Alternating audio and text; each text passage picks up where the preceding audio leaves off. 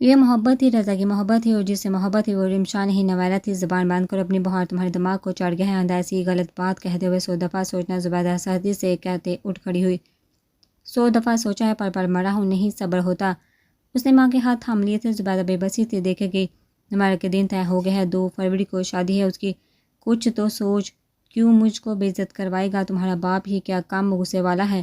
ہاتھ سے پکڑ کر گھر سے باہر نکال کھڑا کرے گا۔ اگر میرے منہ سے تمہاری طرح کی ایک بات بھی نکلی تو امی، وہ بے بسی سے ماں کے ہاتھوں پر اپنا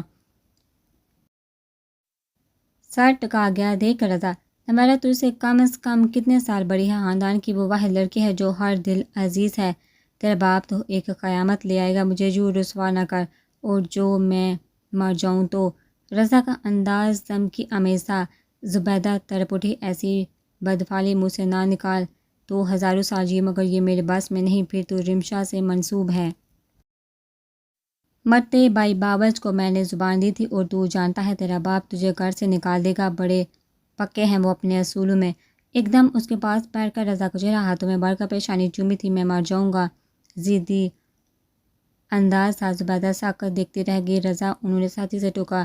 رضا مچل اٹھا، محبت کرتا ہوں اس سے، پتہ نہیں کب سے ہوش سنبھالا تو ہر طرف وہ تھی، اور اب وہ مجھ سے دور ہو رہی ہے۔ میرا دل بند ہو رہا ہے، کوئی نہیں سمجھتا مجھے۔ وہ رو دیا تھا۔ رمشا کی بھی آنکھوں میں آنسو آ گئے تھے، پاؤں سے خون بہہ بہہ کر گرے قالین کو سرخ کرتا جا رہا تھا، مگر اسے پرواہ ہی نہیں تھی۔ اور تم نے مجھ سے طلق توڑا تو میں مر جاؤں گی۔ رمشا کا جی چاہا کہ چیخ چیخ کر کہے، مگر زبان تک نہ لا سکی۔ آئندہ نویلا کا نام بھی نہ لینا، بس اپنے دل میں ہی یہ راز چھپا لے، جو تو چاہتا ہے وہ کبھی ہونے والا نہیں۔ زبیدہ نے سختی سے کہا تھا۔ رضا شکایتی انداز میں دیکھتا رہا۔ آپ ایک دفعہ چچی لوگوں سے بات تو کریں، اگر انہوں نے انکار کر دیا تو پھر میں دوبارہ ضد نہیں کروں گا، صرف ایک دفعہ پلیز۔ وہ منت پر اتر آیا تھا۔ رضا، زبیدہ کو اب غصہ آنے لگا تھا۔ تو سمجھتا کیوں نہیں خاندان بھر میں ہمیں رسوا کروائے گا تو؟ بات صرف اتنی نہیں کہ وہ منسوب ہے یا اس کے دن طے ہو چکے ہیں، بات یہ ہے کہ وہ تجھ سے عمر میں بڑی ہے، اور اس خاندان میں عمروں کا فرق ساری عمر قائم رہتا ہے۔ ذلیل ہو جائیں گے ہم۔ وہ چھوٹا بھائی سمجھتی ہے تجھ کو، اور تو ہے کہ تمہیں شرم تو نہ آئی؟ ایسا سوچتے ہوئے بھی وہ رو دی تھی۔ رضا جذباتی ہوا۔ وہ کچھ بھی سمجھے، مگر میں تو ان سے محبت کرتا ہوں، خاندان والے کچھ بھی کہیں، مجھے ہر حال میں وہ چاہیے۔ دماغ خراب ہو گیا تمہارا؟ خبردار تم نے آئندہ میرے سامنے ایسی کوئی بکواس کی تو میں ایسی ماں نہیں جو اولاد کی جائز ناجائز پوری کرنے کو کسی اور کا گھر برباد کروں۔ ساری عمر کے لیے وہ لڑکی معتوب ٹھہرائی جائے گی۔ اگر ایک دفعہ بھی خاندان بھر میں تیری بات نکل آئی تو ہم جو رسوا ہوں گے علیحدہ، کیا تو نہیں جانتا؟ اس خاندان کے اصول وہ سمجھا رہی تھی، غصے سے، محبت سے۔ رضا چپ چاپ دیکھے گیا۔ زبیدہ کا انکار اس کے دل کو 2 حصوں میں تقسیم کر رہا تھا، اور پھر ایک دم وہ اٹھا تھا۔ رضا، زبیدہ نے پکارا تھا، مگر وہ پرواہ کیے بغیر تیزی سے باہر نکلنا چاہتا تھا، لیکن دروازے میں بکھرے کانچ اس کے پاؤں کو زخمی کرتے چلے گئے۔ وہ لڑکھڑایا تھا، کانچ اندر تلک اتر گئے تھے۔ اف، وہ تکلیف سے وہی تھم گیا تھا۔ رضا، زبیدہ ایک دم تڑپ کر رضا کی طرف لپکی تھی۔ رضا کا بازو تھاما۔ تکلیف سے وہ یہ بھی بھول گیا کہ وہ کس نیت سے جا رہا تھا۔ پری، یہ تو کھپ گئے، تم ادھر دیکھو۔ انہوں نے رضا کا بازو پکڑ کر دوبارہ قریبی صوفے پر بٹھا دیا تھا، جو خون بل بل بہہ رہا تھا۔ رضا نے پاؤں میں پھنسا کانچ نکالا۔ رمشا، تمہارا پاؤں بھی زخمی ہے، اور اتنی دیر سے تو یوں ہی کھڑی ہے، ادھر بیٹھ۔ زبیدہ کی رمشا کے پاؤں پر اب نظر پڑی تھی، اسے بھی بازو سے پکڑ کر رضا کے ساتھ ہی بٹھا دیا تھا۔ دونوں ایک ہی طرح کے زخم سے گھائل تھے، ایک ہی طرح کی تکلیف تھی، مگر دل ایک نہ تھے۔ نہ جانے کیوں رمشا کی آنکھیں بڑھ آئی۔ زبیدہ دونوں کو چمکتی بڑی آنکھیں سمیت دیکھتی باہر نکل گئی تھی کہ دونوں کے پاؤں پر لگانے کو کچھ لے آئے۔ رمشا چپ تھی۔ رضا کے الفاظ نے، اس کی باتوں نے اس کا ذہن بالکل صاف کر دیا تھا، اور رضا، اس کے دماغ پر صرف ایک ہی بت سوار تھا، نویلا کا حصول۔ اس وقت اسے نہ کچھ اور سمجھ آ رہا تھا اور نہ ہی سمجھنا چاہتا تھا۔ زبیدہ بیگم جلدی سے فرسٹ ایڈ باکس لے آئی تھی۔ اتنے گہرے زخم تھے، ان کی آواز روندی ہوئی تھی، جبکہ دونوں کو ہی پرواہ نہ تھی۔ دونوں ہی بے حس بے تاثر انداز میں بیٹھے۔ گھر میں آج کل سعید احمد اور طاہرہ بیگم کی طرف سے سکون تھا، اور یہ سکون ایسا تھا کہ سارا گھر ایک خوشگوار سی تبدیلی محسوس کر رہا تھا۔ یہ نہیں کہا تھا کہ طاہرہ اور سعید احمد کے آپسی تعلقات بہت خوشگوار ہو گئے تھے، مگر یہ ضرور ہوا تھا کہ ہر روز 24 گھنٹے گھر میں جو موڑکے والی فضا چھائی رہتی تھی وہ کم ہوئی تھی۔ کئی دن ہو گئے تھے، پرسکون ماحول تھا۔ طاہرہ بیگم سعید احمد کی باتوں کی وجہ سے اپنی زبان باندھ رکھے ہوئے تھی، تو سعید احمد سمیان احمد کی وجہ سے کچھ اور زرش کا بھی احساس تھا۔ جان گئے تھے کہ سمیان اور زرش کا معاملہ جنگ اور جدل سے حل ہونے والا نہیں تھا، آرام سے، سکون سے اور دھیرے سے حل ہوگا۔ سعید احمد کو سمیان احمد کی رائے بھی کافی معقول لگی تھی اور پھر اس کے اثرات بھی اچھے خوشگوار تھے، اس لیے انہوں نے اب غلطی سے بھی زرش کو سمیان کے لیے لانے کا ذکر کرنے سے اجتناب کر لیا تھا۔ زرش کو سعید احمد کم از کم گریجویشن سے پہلے کبھی رخصت نہیں کرے گا، انہوں نے ٹھنڈے انداز میں سوچا، تو یہی حل نکالا کہ فی الحال خاموشی اختیار کی جائے۔ 2-3 سال بعد جب بھی موقع ملا وہ اپنی منوا کر رہیں گے۔ پھر یہ تو سمیان کی بھی دلی خواہش تھی۔ یہ ٹھیک تھا کہ انہوں نے طاہرہ سے ضد باندھ لی تھی، مگر زرش بڑی عزت وقار اور مان کے ساتھ اس گھر میں آئے گی، ان کی بھی خواہش تھی۔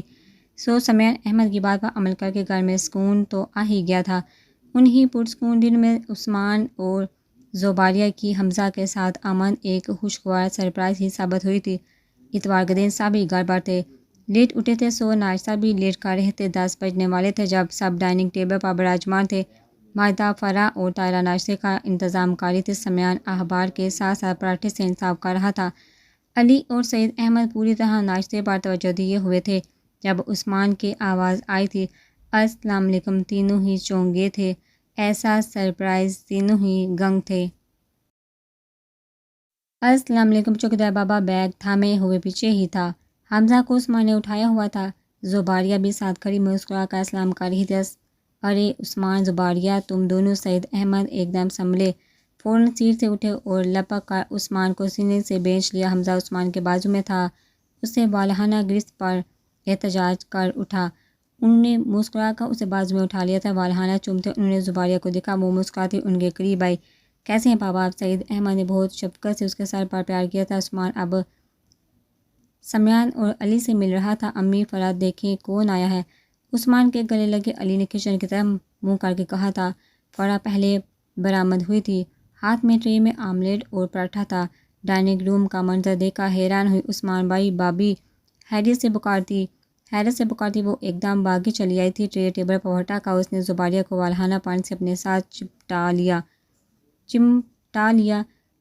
سچی بابی، مجھے یقین نہیں آ رہا، کہیں میں خواب تو نہیں دیکھ رہی؟ زباریہ سے جدا ہو کر بازو سے مضبوطی سے جگڑے وہ بے یقین تھی۔ نہیں، تم خواب نہیں دیکھ رہی، ہم بنفس نفیس یہاں ہیں۔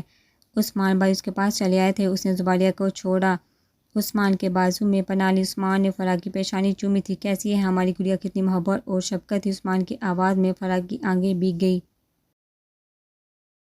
بالکل ٹھیک ٹھاک، اور یہ موٹو کیسا ہے؟ علی حمزہ کو اچھال رہا تھا۔ فوراً عثمان کا حساس دور کا، اس کی طرف بڑی۔ 1 سال کا حمزہ کپڑوں میں پیک، اچھا خاصا صحت مند تھا۔ اس نے اٹھا لیا۔ علی، یہ کیسا شور ہے؟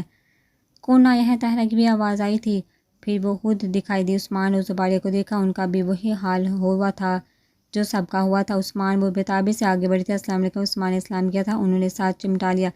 کتنی دیر تک چمٹائے رکھا؟ جب سے عثمان دور ہوا تھا انہیں بہت عزیز ہو گیا تھا۔ السلام علیکم ماما۔ زباریہ بھی تھی، انہوں نے مسکرا کر اسے بھی بازو میں سمیٹ لیا۔ سبھی ایک طرف دیکھتے مسکرا رہے تھے۔ محبتوں کا یہ ملاپ ہنسا خوشگوار تھا۔ گھر کی یاد کیسے آ گئی؟ فرصت مل گئی تم دونوں کو؟ فرح کے بازو سے حمزہ کو لے کر پیار کرتے انہوں نے شکوہ کیا تھا۔ باقی سب دوبارہ اپنی سیٹوں پر بیٹھ چکے تھے۔ عثمان اور زباریہ بھی بیٹھ گئے۔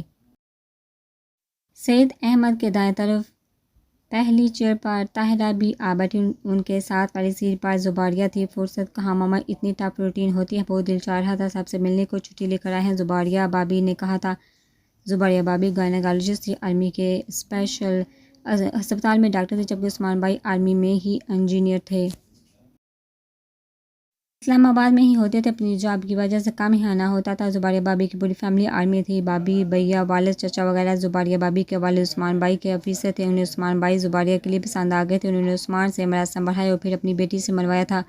اس طرح عثمان اور زباریہ دونوں ایک دوسرے کو پسند کرنے لگ گئے تھے۔ جن دنوں ہادی اور عثمان کی بابت گھر میں ٹینشن چل رہی تھی، عثمان بھائی نے زباریہ بابی کا نام لے لیا تھا۔ اسی طرح سعید احمد اور طاہرہ کو اپنی اپنی ضد پسے پشت ڈال کر دونوں کی شادی کرنا پڑی تھی۔ شروع میں طاہرہ کا رویہ زباریہ سے تھوڑا بہت کھچا رہتا تھا، لیکن پھر رفتہ رفتہ ٹھیک ہوتی چلی گئی۔ اس میں کچھ ہاتھ زباریہ بابی کا بھی تھا۔ وہ انتہائی خوش مزاج اور ملنسار طبیعت کی مالک خاتون واقع ہوئی تھی۔ کوئی بھی ان کی سلجھی ہوئی طبیعت سے متاثر ہوئے بغیر نہیں رہ سکتا تھا۔ ہمارا کتنے دنوں سے پلان بن رہا تھا لیکن جاب کی وجہ سے نکلنا نہیں ہو رہا تھا۔ آج کل میں چھٹیاں منظور ہوئی تھی، پہلی فلائٹ سے ہی یہاں پہنچے، انشاءاللہ ایک ہفتہ تک رہیں گے، عثمان بھائی نے بتایا تو فرح خوش ہو اٹھی۔ پورا ایک ہفتے کے لیے عثمان اور زباریہ ان کے ہاں رہیں گے۔ وہ اس تصور سے ہی جھوم اٹھی تھی۔ شکر ہے تم لوگوں کو بھی رہنے کا خیال آیا، ہم تو ترس کے تھے حمزہ اور زباریہ کی شکل دیکھنے کو۔ حمزہ کو سید احمد نے ابھی بھی اٹھایا ہوا تھا، وہ بہت اچھا بچہ تھا، سب کے پاس ہی چلا جاتا تھا۔ آپ لوگ بھی تو کم ہی آتے ہیں، کبھی کبھار سمیان بزنس کے سلسلے میں چکر لگا لے تو بھی رکتا نہیں ہے۔ ہماری تو مجبوری ہے، علی، فرح اور ماما آپ بھی تو چکر نہیں لگاتے، زباریہ نے کہا تھا۔ طاہرہ مسکرا دی۔ علی اور فرح تو پڑھائی میں الجھے رہتے ہیں، چھٹیاں ہوں گی تو سب آئیں گے، سمیان نے کہا تھا۔ چلو فرح فٹافٹ ماجدہ کو ناشتہ تیار کریں، میں آتی ہوں۔ عثمان، زباریہ کو بھوک لگی ہوگی، فرح اٹھ کر فوراً چلی گئی تھی۔ عثمان اور زباریہ سے مزید حال احوال پوچھتی رہی تھی۔ اتنی دیر میں فرح دونوں کے لیے کولڈ ڈرنک لے آئی تھی۔ تم لوگ پراٹھا لو گے ناشتے میں یا پھر؟ طاہرہ اٹھ کھڑی ہوئی تھی۔ ان کے ہاتھ کے پراٹھے سبھی شوق اور رغبت سے کھاتے تھے۔ میں تو پراٹھا کھاؤں گا، بہت عرصہ ہو گیا ہے آپ کے ہاتھ کا پراٹھا کھائے، عثمان نے کہا تھا تو زباریہ نے بھی سر ہلا دیا۔ تم لوگ یہ پیو، میں فٹافٹ تیار کر کے لاتی ہوں۔ وہ چلی گئی تھی۔ عثمان پچھلی دفعہ آیا تھا تو گھر میں ہر وقت ٹینشن دکھائی دیتی تھی، جبکہ اب ایک خوشگوار سی تبدیلی محسوس ہوئی تھی۔ امی کا رویہ، ابو کا انداز، بڑے عرصے بعد یوں ٹیبل پر امی ابو دونوں قریب بیٹھے دکھائی دے رہے تھے۔ خیریت، گھر میں ماحول پہلے سے کچھ چینج ہے؟ کولڈ ڈرنک پیتے عثمان نے سبھی کو دیکھا تھا۔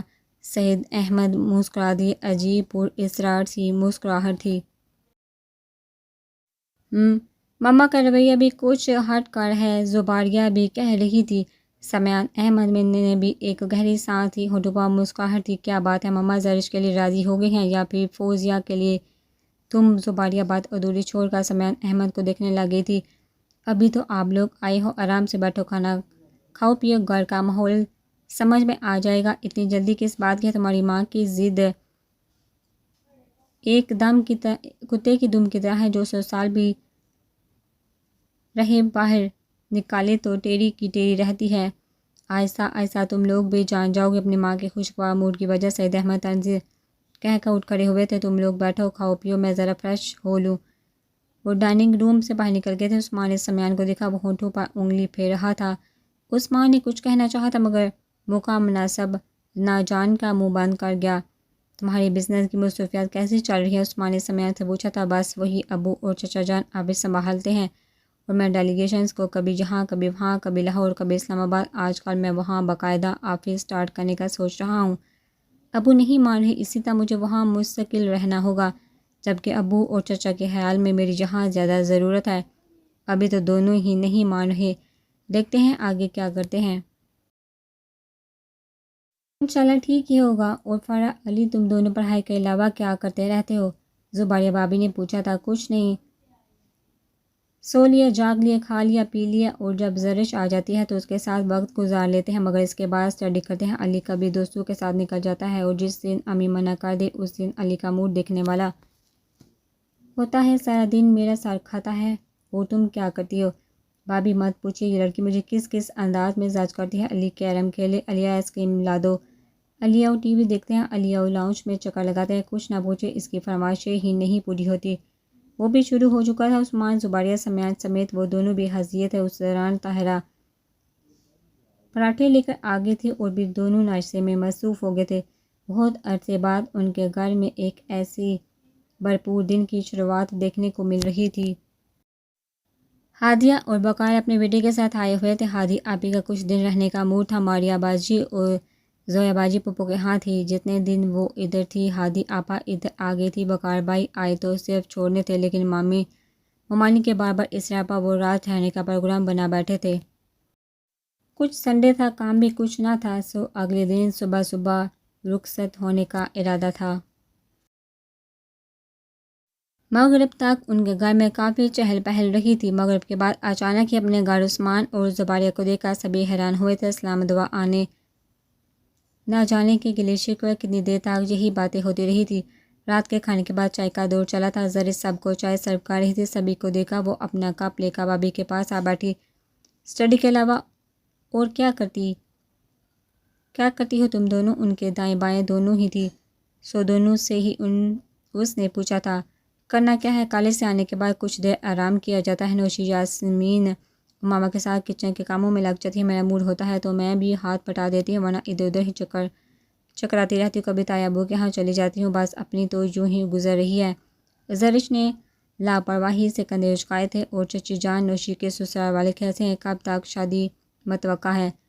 زباریہ بھابھی کتنے عرصے بعد کراچی آئی تھی، سو ہر ایک کے متعلق دریافت کر رہی تھی۔ دیکھتے ہیں کیا کرتے ہیں، اچھے لوگ ہیں۔ ذاتی طور پر تو پہلے ہی حج سے مراسم تھے، ستارہ کی شادی کے بعد رشتہ داری بھی ہو گئی تھی۔ اب تو نوشی کے سسرال ہیں، بہت اچھے سلجھے ہوئے لوگ ہیں۔ شادی پر وہ لوگ تو زور دے رہے ہیں، ہم ہی ابھی ٹال رہے ہیں۔ کیوں پاپا؟ عثمان بھائی اور وقار اور بھائی تینوں ٹی وی کے سامنے بیٹھے باتوں میں مصروف تھے۔ وہ سب ان سے کافی دور ہٹ کر بیٹھی ہوئی تھی۔ نوشی ابھی اسٹڈی میں مصروف ہے۔ ہادی کی بھی کم عمری میں شادی کر دی تھی، ابھی گریجویشن مکمل نہ ہوئی تھی کہ شادی کی ذمہ داری ڈال دی۔ وہ تو وقار ہیلپنگ شوہر تھا، کچھ عرصے صبر کیے رہا آرام سے۔ ہادی نے ایگزام دیے تھے اور اس کے بعد ہی ہادی گھریلو کاموں میں الجھ گئی تھی۔ اللہ نے قسمت اچھی لکھی ہے، بیٹا بھی جلدی ہو گیا، مگر نوشی کے ساتھ یہ سب نہیں دہرانا چاہتے۔ آرام سے گریجویشن کے ایگزامز دیں، پھر دیکھیں گے، ماما نے تفصیلی کہا تھا۔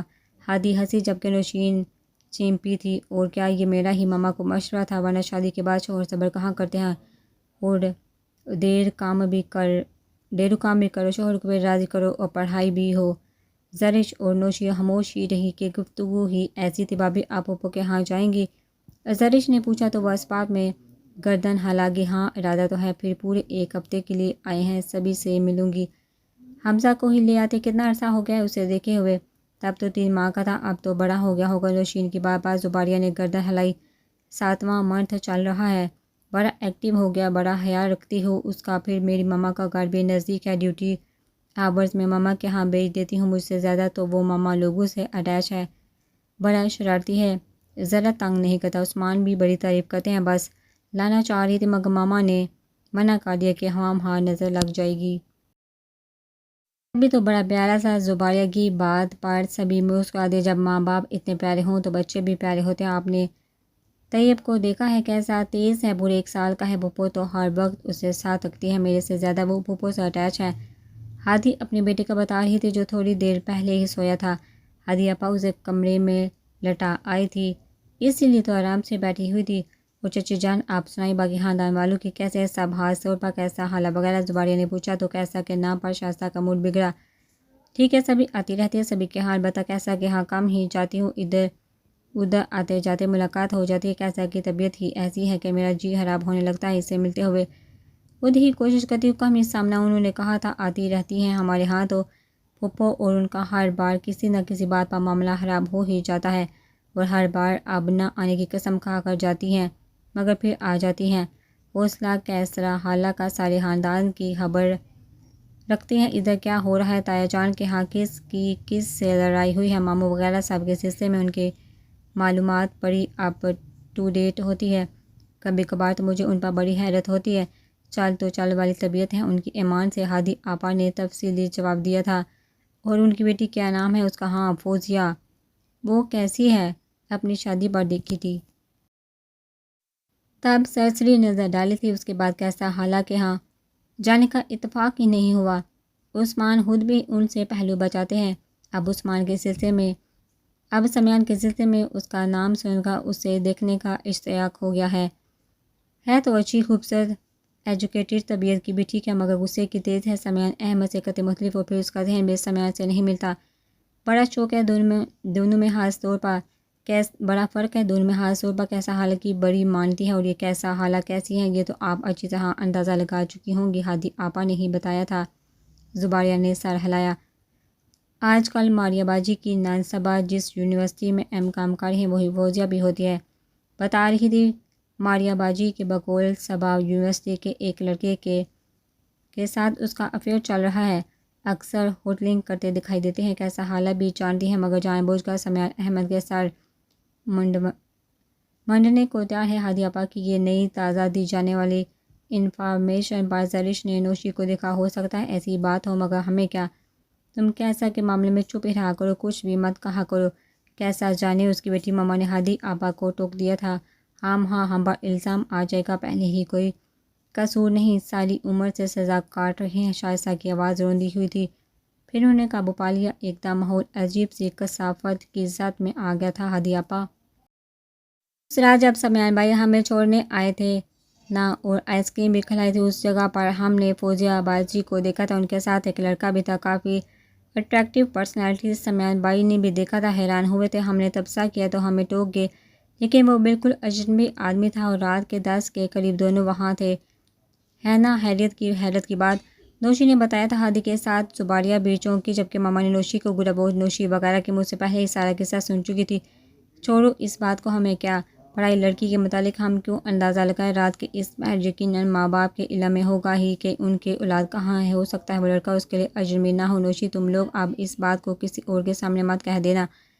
ہاں ایک نیا عذاب کھڑا ہو جائے گا ہماری بات تو جنگل میں آگ کتنا پھیلتی ہے، چاہے وہ طاہرہ کی بات ہو یا ہماری۔ انہوں نے فوراً منع کیا تھا۔ نوشی سر جھکا گی، ویسے ماما یہ زیادتی ہے، طاہرہ حالہ پھٹ سے کسی کی بھی اولاد کے متعلق کوئی بھی بیان جاری کر دیتی ہیں، اپنی اولاد سے متعلق انہیں کچھ ہضم نہیں ہوتا۔ ہمارے تینوں گھروں سے متعلق کوئی بھی بات ہو وہ اشتہار بنا دیتی ہے اور اپنی بات قبر کے ہول میں بھی کھلنے نہیں دیتی۔ سمیان بھائی والا معاملہ ہی لے لیں، تایا ابو کہاں چاہتے ہیں یا سمیان بھائی کی کیا خواہش ہے؟ سارے خاندان میں انہوں نے ڈنڈورا پیٹ دیا ہے۔ چلو یہی تک بات رہتی تو ٹھیک تھا، انہوں نے تو حد کر دی۔ تائی امی کو ایک منٹ کے لیے پرسکون ہونے نہیں دیا۔ لمحہ بلمحہ فون کر کے انہوں نے وہ آگ لگائی کہ تائی اور تایا کے درمیان ایک جنگ سی چھڑ گئی تھی، اور پھر مزید لے کر وہ خاندان کے سارے گھروں میں جا کر بتاتی ہیں کہ آج فلاں بات پر سعید احمد طاہرہ سے جھگڑا ہے۔ کون سا گھر ہے جہاں جھگڑے نہیں ہوتے؟ مگر تایا اور تائی کی زندگی کیسا حالہ نے تماشا بنا دی ہے۔ ہادی بڑی بیٹھی تھی، سب کہے گئی، آواز دھیمی تھی سو صرف یہ چاروں ہی سن سکے۔ پھر بھی بیٹا دل تو ہمارا بھی دکھتا ہے، ہم نے ایک زندگی یہ طے کیے گزاری ہے۔ بھائی صاحب اور طاہرہ میں کیا بات تھی، یہ علیحدہ کہانی ہے، یہ دونوں پرسکون زندگی گزار سکتے تھے۔ طاہرہ کے سب بہن بھائیوں نے پوری کوشش کی تھی، مگر یہ کیسا ہی تھی جس نے طاہرہ کو اس مقام پر لا کھڑا کیا ہے۔ ہم تو سچ کہتے ہوئے بھی ڈرتے ہیں، اسی سچ کی بدولت وہ گھر چھوڑنے پر مجبور ہو گئے تھے۔ جب بھی پرانی باتیں یاد آتی ہیں بڑی تکلیف ہوتی ہے، پھر بھی ہم کیا کر سکتے ہیں سوائے اس کے کہ ایک طرف خاموش بیٹھے حالات کا رخ دیکھیں۔ کبھی تو بہتری آئے گی ہی، ہے نا؟ لیکن چچی جان، اس طرح خاموش رہنے سے بھی بعض اوقات حالات بگڑ جاتے ہیں۔ عثمان بتاتے ہیں سمیان وغیرہ آپ سے حد سے زیادہ اٹیچ ہے، پھر بھی آپ یہ بات کہہ رہی ہیں، جبکہ سمیان احمد کسی بھی طرح اس فوزیہ کے لیے سوٹیبل نہیں ہے، تو پھر آپ سٹینڈ کیوں نہیں لیتی؟ آپ کا پہلا حق بنتا ہے۔ بات اس رخ پر آ چکی تھی کہ شائستہ بیگم نے زرش اور نوشی کو دیکھا۔